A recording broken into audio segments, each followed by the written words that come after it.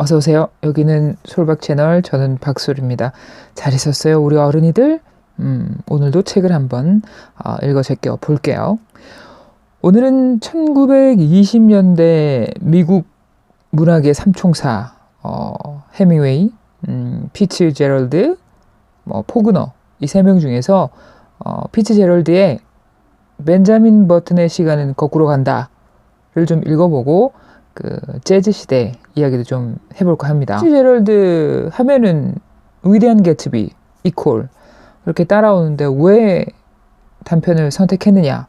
첫 번째는 제가 단편을 좋아해요. 그리고 더 큰 이유는 이 재즈 시대 이야기에 나오는 단편들이 말하자면 그 위대한 개츠비의 더 비기닝쯤 되는 그런 작품들이거든요. 위대한 개츠비를 쓰기 전에 어떤 예비 밑그림 이런 정도로 생각하는 작품이기 때문에 더 먼저 읽어보는 의의가 있었습니다. 자, 그럼 작가부터 한번 훑어볼게요. 피츠제럴드. 이 재즈의 시대라는 것은 이 피츠제럴드가 명명을 했고 또 다른 그 이름이 잃어버린 세대, 로스트 제네레이션이라는 게 또 따라오는데 요거는 뭐 해밍웨이가 했다는 얘기가 있어요. 그거는 이제 스치면서 내용을 봤기 때문에 정확하지는 않고요. 그런 내용을 본 것 같습니다. 이 재즈 시대라는 시기가 언제냐면 1차 세계대전과 이 2차 세계대전 사이에 대공황이 옵니다. 미국에.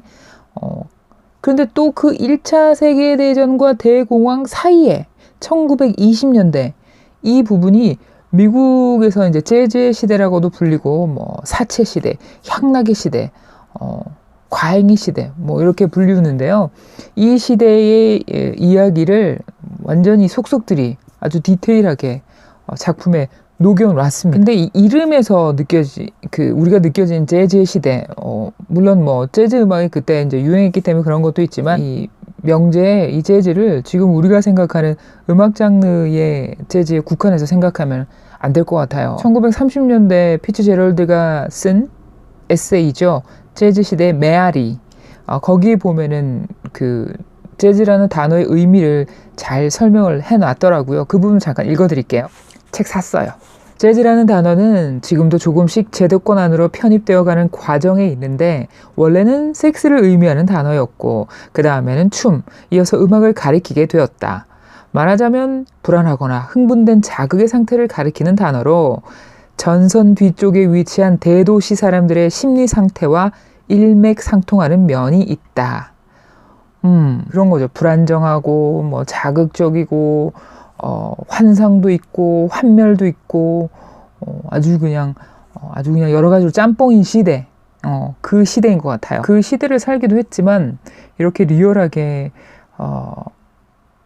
세세하게 묘사할 수 있었던 건 그의 인생에 있습니다. 1920년대 이 사람이 20대 중후반 정도 했었는데 그때 발표한 낙원의 이쪽이라는 작품이 엄청나게 히트를 하거든요. 그래서 부와 명을 한 번에 거머쥡니다. 이전에는 가난하다고 퇴짜 맞았던 그 여인을 만나서 결혼도 하게 되고요. 그야말로 사교계에서 그 시대의 모든 향락을 즐기게 되죠. 거기다가 그 한 번의 히트 이후로 점점 쇠락해져 가요. 이후에 대공황이 미국에 오는 것처럼 이 사람도 이제 거의 인생이 공황으로 빠졌다고 봐도 뭐 다르진 않는데 만년에는 늙어서는 그런 거죠. 이제 돈 때문에 원하지 않는 헐리우드의 시나리오도 계속 써야 했고 그 사이사이에 작품 활동을 하기는 하지만 알코올 중독과 병과 이런 거에 시달리면서도 돈에 늘 쪼들렸다고 해요.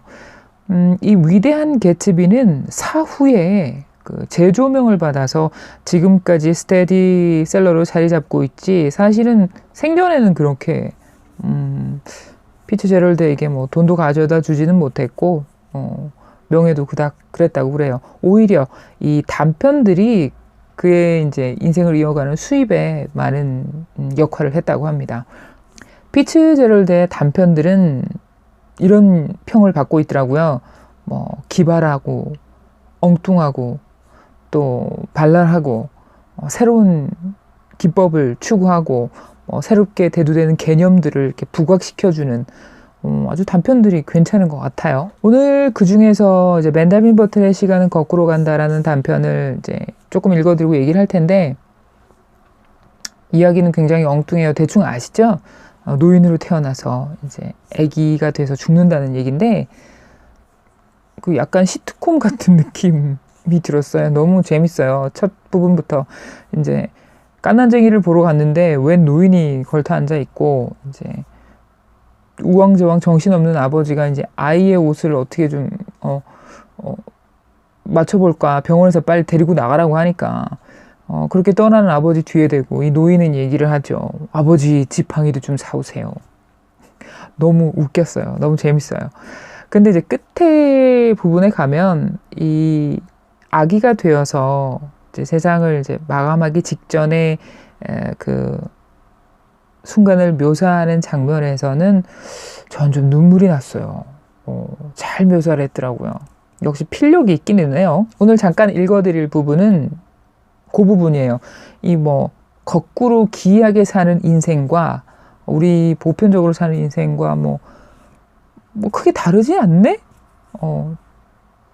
그렇게 느꼈던 부분 중에 하나가 이제 남녀가 만났을 때 결혼 전후가 다르잖아요. 콩깍지가 이렇게 씌어있을 때랑 또 그게 확 벗겨졌을 때랑 너무 다르잖아요.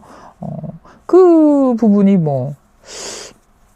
기이하게 사는 사람이나 보통으로 사는 사람이나 보편적으로 사는 사람이나 다르지 않다. 이런 부분이 재밌어서 그 두 부분을 발췌해서 낭독을 해드리고 또 이야기를 해보도록 할게요.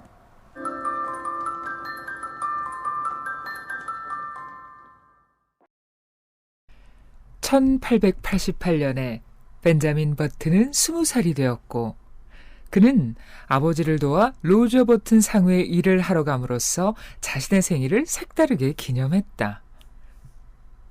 그 해는 벤자민의 아버지가 그를 여러 사교계 무도회에 데리고 가길 고집했던 사교 모임 외출에 그가 나가기 시작한 것과 같은 해였다. 로저 버튼은 이제 50살이었고 그와 그의 아들은 더욱더 사이가 좋아졌다. 사실 벤자민이 머리를 염색하는 것을 그만둔 이후로 그들은 비슷한 연배로 보였고 형제 사이라고 해도 믿을 정도였다.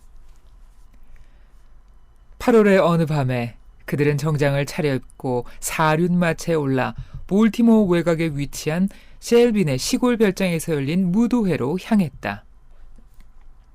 멋진 저녁이었다.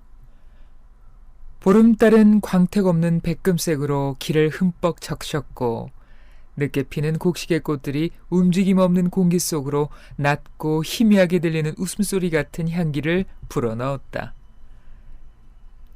환한 밀로 양탄자를 깐 듯한 탁 트인 시골 풍경은 낮처럼 반투명했다. 그 하늘의 완전한 아름다움에 마음을 빼앗기지 않기란 거의 불가능했다. 거의. 의류 산업의 전망은 정말 좋아. 로저 버튼이 말하고 있었다. 그는 고상한 사람이 아니었다. 그의 미적 감각은 제대로 발달하지 못했다. 나 같은 늙은이들은 새로운 기술을 배울 수가 없어. 그는 진심으로 우러나오는 말을 했다. 위대한 미래가 앞에 펼쳐진 사람은 힘과 생명력이 넘치는 너희 젊은이들이지. 저 멀리 길 위로 셀빈의 시골 별장의 빛이 시야로 떠올랐고 한숨 짓는 소리가 끊임없이 그들을 향해 다가왔다. 그것은 바이올린의 미세한 탄식과도 같은 소리이거나 달빛 아래 은색으로 빛나는 밀이 바람에 스치는 소리일지도 몰랐다. 그들은 문 앞에서 승객이 내리고 있는 멋진 6의 마차 뒤에 자신들의 마차를 댔다. 한 숙녀가 내렸고 그리고 나서 나이 지긋한 신사가, 그 뒤엔 젊은 숙녀 한 명이 내렸다. 참으로 아름다웠다. 벤자민은 화학적 변화라고 할 만한 현상이 그의 몸의 요소 하나하나를 분해하고 재조합하는 것을 느끼기 시작했다. 일순간 그의 몸이 굳어지고 피는 그의 두 뺨과 이마로 솟아올랐고 귓속에서 쿵쿵거리는 소리가 끊임없이 들렸다. 첫사랑이었다. 그녀는 가냘프고 연약했고 머리카락색은 달빛 아래에서는 잿빛으로 현관에 탁탁거리며 타는 가스램프 아래에선 꿀빛으로 보였다. 노란색의 스페인 망토를 걸쳤다. 그녀의 발은 풍성하게 부풀린 드레스의 밑단에 달린 반짝이는 단추 같았다. 로저 버튼은 그의 아들에게 기대었다. 저 아가씨는 그는 말했다. 몽클리프 장군의 딸인 힐더가드 몽클리프야.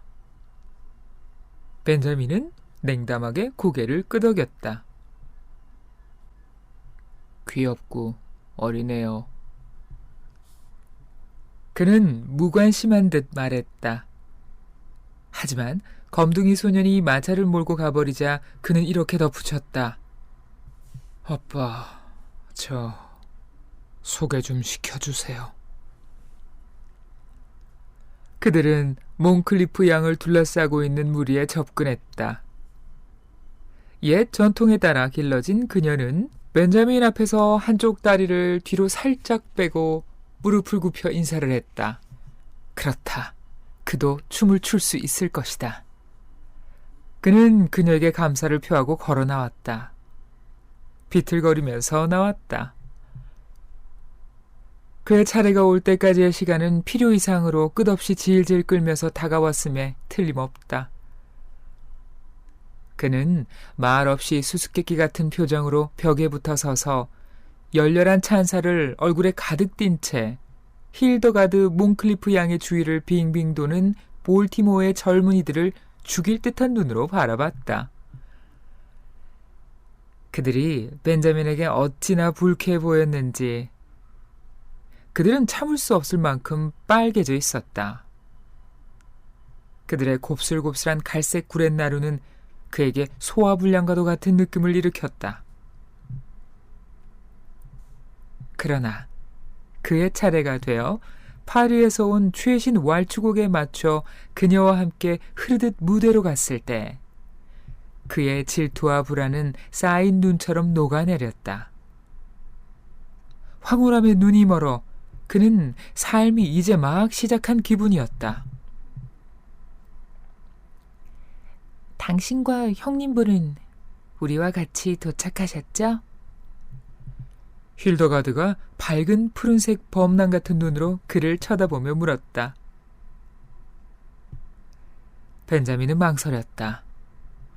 만약 그녀가 자신을 아버지의 동생으로 알았다면 그녀에게 사실을 알려주는 것이 최선일까? 그는 예일대에서의 경험을 떠올렸고 그러지 않기로 결심했다. 숙녀의 말에 반박하는 것은 무례한 행동이다. 그의 출생에 관한 기괴한 이야기로 이런 절호의 길을 망치는 것은 범죄이다. 나중에 어쩌면. 그래서 그는 고개를 끄덕이고 미소 짓고 귀 기울이고 행복해했다.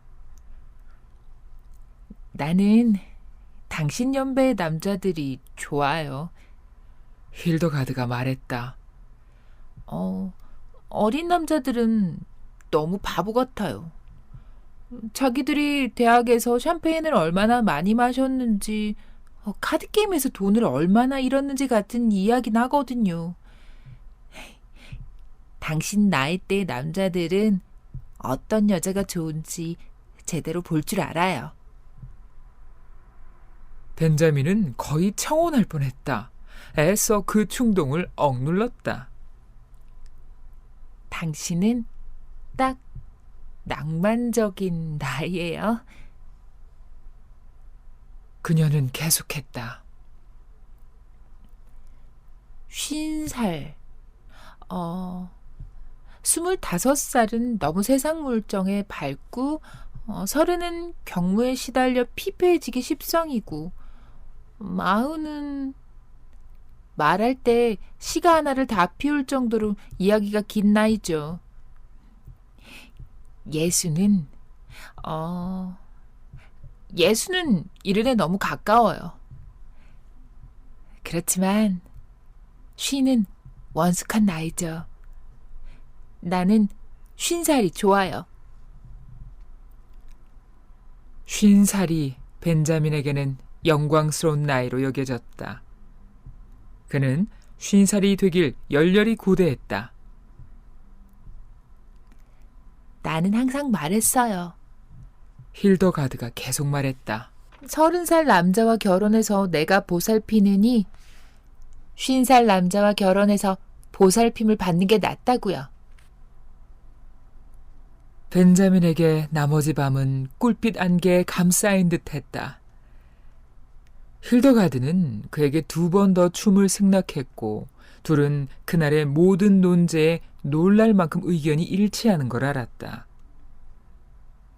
그녀는 오는 일요일 그와 함께 드라이브를 가기로 했고 그들은 이 논제들에 대해 더 깊은 이야기를 나누기로 했다. 동트기 전 집으로 가는 마차 안에서 첫 벌들이 윙윙거리고 희미해지는 달이 차가운 이슬에 가물거릴 때 벤자민은 아버지가 도매 철물점 이야기를 하고 있음을 어렴풋이 인식했다. 그리고 그 목과 망치 다음으로 우리가 가장 신경 써야 할 게 뭐라고 생각하느냐? 윗대 버튼이 말하고 있었다. 사랑이요.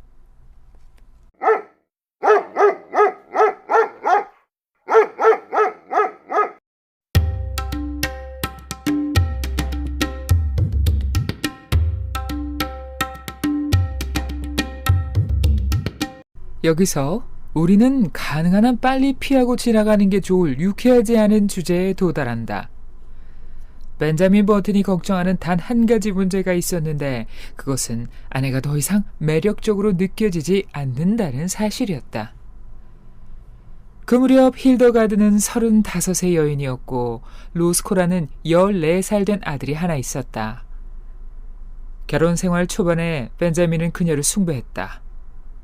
그러나 해가 지날수록 그녀의 꿀빛 머리카락은 매력없는 갈색으로 변했고 푸른색 범람 같았던 두 눈은 싸구려 도자기 같은 느낌을 풍겼다.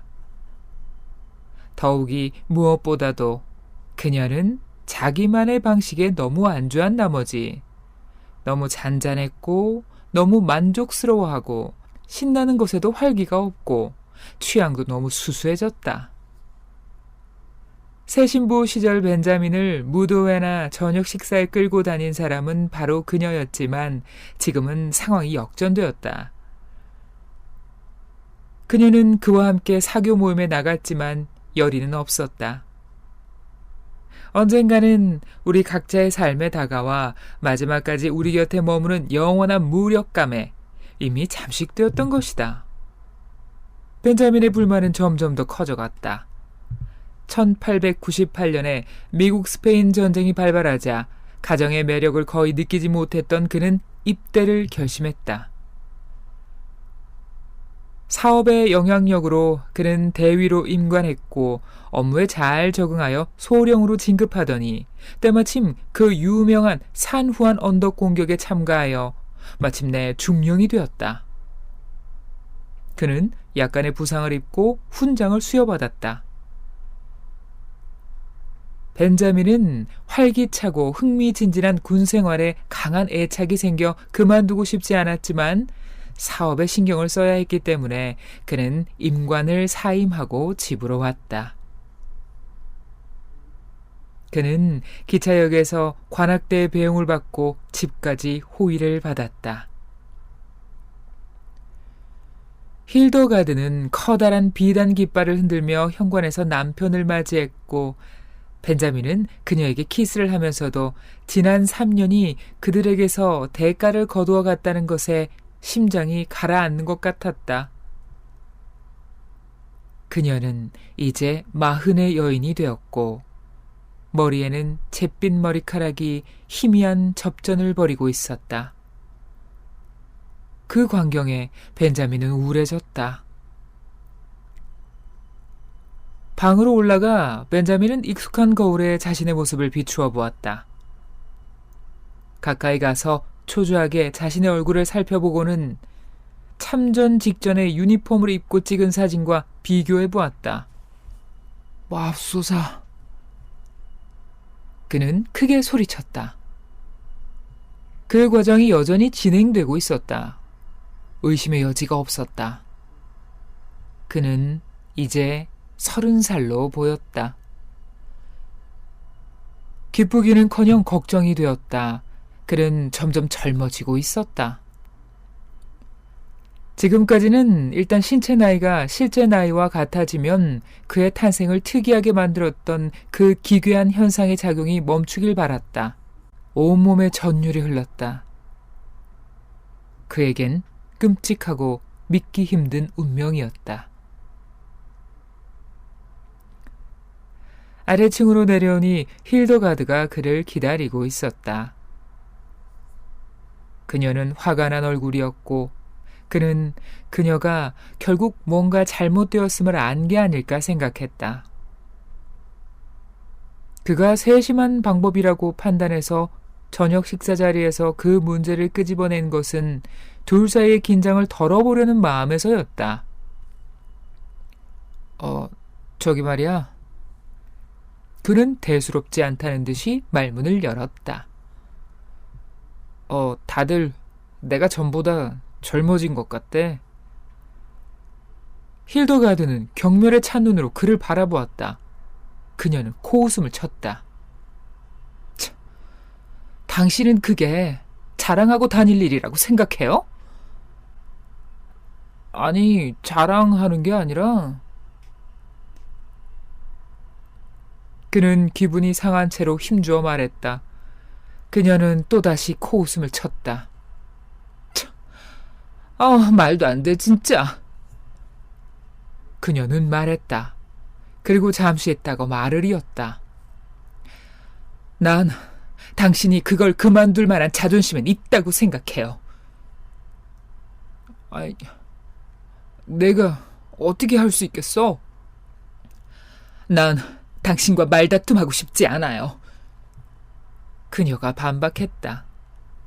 하지만 어떤 일을 하면은 옳은 방법과 그른 방법이 있다고 봐요. 당신이 다른 사람들 모두와 달라지기로 맘먹었다면 내가 당신을 말릴 수는 없겠죠. 하지만 나는 그게 진정 사려 깊은 행동이라고 생각하진 않아요. 아니, 힐더가드, 나로서는 어쩔 수 없어. 당신은 틀림없이 할 수 있어요. 단지 고집을 부리는 것뿐이에요. 당신은 남들과 똑같아지고 싶지 않다고 생각하죠? 항상 그래왔고 앞으로도 그럴 거예요. 하지만 남들도 매사에 당신처럼 생각한다면 어떻게 될지 생각해 보세요. 세상이 어떻게 돌아가겠어요? 무의미하고 반박할 수 없는 논쟁이었기 때문에 벤자민은 아무런 대꾸를 하지 않았고 그때부터 둘 사이의 골은 더욱 깊어졌다. 그는 그녀에게 자신의 마음을 빼앗을 만한 매력이 있기는 했는지 의아했다.